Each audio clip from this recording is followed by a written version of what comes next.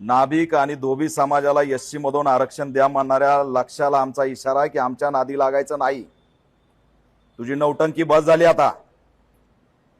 2 जिल्ह्यामध्ये टुरुक टुरुक एका समाजाच्या बळावरती फिरला म्हणजे काय देशाचा राष्ट्राचा नेता झाला का तू? महाराष्ट्रामध्ये जर एससी आरक्षणाच्या दिशेने कुणी वाकड्या नजरेने बघितलं तर याद राख, चुकीच्या बिळात हात घालतोस, अंगावर येतोस। अंगाव आला तर शिंगाव घेऊ आणि बिळात हात घातलास तर हात उकडून टाकू। आणि एससी आरक्षणाकडे जर वाकड्या नजरेने बघितलंस तर डोळे सुद्धा काढू, लक्षात ठेव। सिद्धनाथ महाराजची औलाद आहे, गळ्यात मडका आणि पाठीला झाडू भोगलेली औलाद आहे।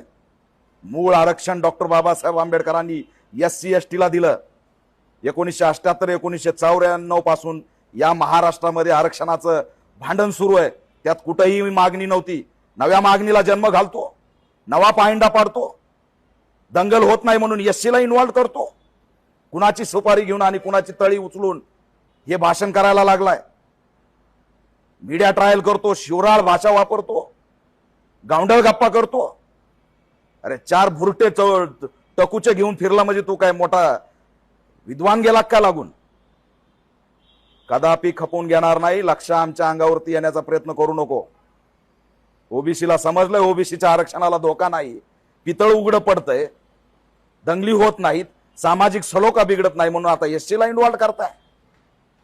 राज्य सरकारला, मुख्यमंत्र्यांना माझी मागणी आहे, मुख्यमंत्री साहेब, गृहमंत्री साहेब, हे योग्य नाही।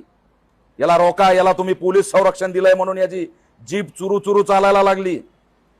हे पोलीस संरक्षणात बसून काही बराळायला लागलाय। अॅट्रॉसिटी ऍक्ट अंतर्गत ह्याच्यावर कारवाई करा।